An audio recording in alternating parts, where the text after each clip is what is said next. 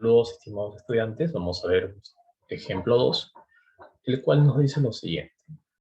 De la manguera sale agua a una velocidad de 14 metros por segundo y con un ángulo de 40 grados, ¿no? Entonces, podemos observar nosotros la imagen, ¿no? El ángulo con el que sale agua es de 40 grados y a una velocidad de 14 metros por segundo, ¿no? Entonces, nos piden lo siguiente, ¿no? El chorro de agua pasa el muro de 1 metro, ¿sí? Entonces, no sabemos si es que va a poder pasar. Vamos a ver cuál sería la estrategia para poder calcular eso. Y la parte B sería: determine la posición del impacto del chorro de agua respecto del punto A en el momento de impactar con el agua en la superficie por primera vez. Despreciar el grosor del muro, te dice, ¿no? Muy bien, entonces hemos dibujado nosotros el vector velocidad, ¿no? Que tiene una magnitud de 14 metros por segundo. Vamos a descomponer esta velocidad, ¿no? Entonces, esta componente es 14 coseno de 40, ¿no? Recuerda que aquí es 40 grados, ¿no? Ya que se trata de un movimiento compuesto, ¿sí? Entonces, esta componente vertical tiene una magnitud de 14 por el seno de 40 grados. Entonces, con estas dos componentes vamos a poder trabajar tanto en el eje X como en el eje Y. Vamos a trabajar inicialmente con el eje X. Entonces, la ecuación que se cumple en el eje X es una ecuación que corresponde al movimiento rectilíneo uniforme, ¿sí? Entonces, tener en cuenta que aquí se cumple el movimiento rectilíneo uniforme, ¿sí? Distancia igual velocidad por tiempo. Entonces, vamos a reemplazar aquí 19, la velocidad, que es 14 coseno de 40, y también vamos a reemplazar o despejar el tiempo, ¿no? Cuando despejamos el tiempo, nos sale 1,77 segundos. Entonces, ese tiempo de 1,77 segundos sería básicamente, ¿no?, el tiempo en que el chorro debería estar,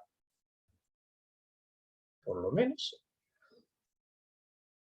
a esa altura del muro, ¿sí? En esa posición del muro, básicamente, ¿no? Pero no sabemos, todavía no sabemos si el chorro de agua pasaría de esta manera o de repente pasaría así, o no pasaría, o chocaría así de esa manera.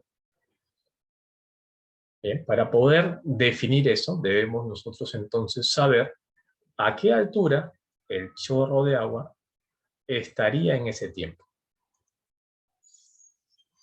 Entonces, ¿con qué ecuación vamos a calcular esto? Con una ecuación trabajando en el eje Y. Entonces, esa sería la ecuación: posición final igual a la posición inicial más velocidad inicial por tiempo menos un medio gravedad tiempo al cuadrado.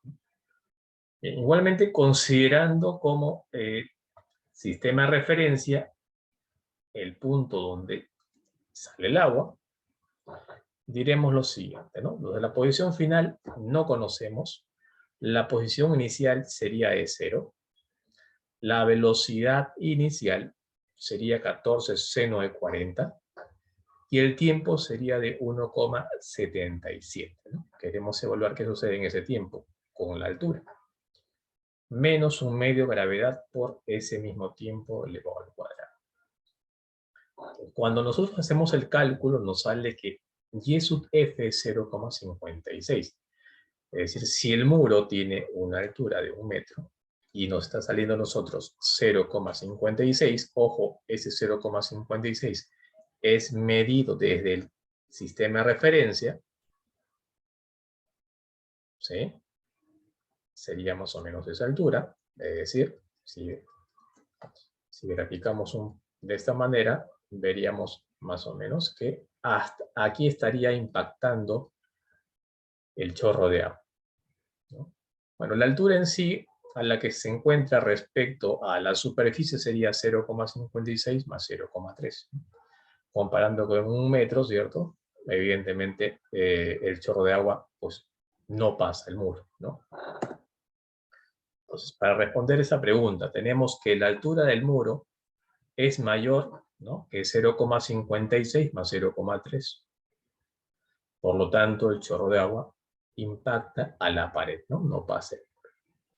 La parte B te piden que determines la posición del impacto del chorro de agua respecto del punto A en el momento de impactar con alguna de las superficies por primera vez. Entonces, solamente tendríamos aquí nosotros que recordar, lo siguiente, ¿no? Vamos a borrar esta parte. Como ya sabemos dónde impacta el chorro de agua, diríamos esto, ¿no? Entonces, aquí aproximadamente está impactando el chorro de agua. Nuestro nivel de referencia es este, y nuestro vector posición iría así, de esta manera, ¿no? Iría así. Entonces, ¿cuál sería ese vector posición?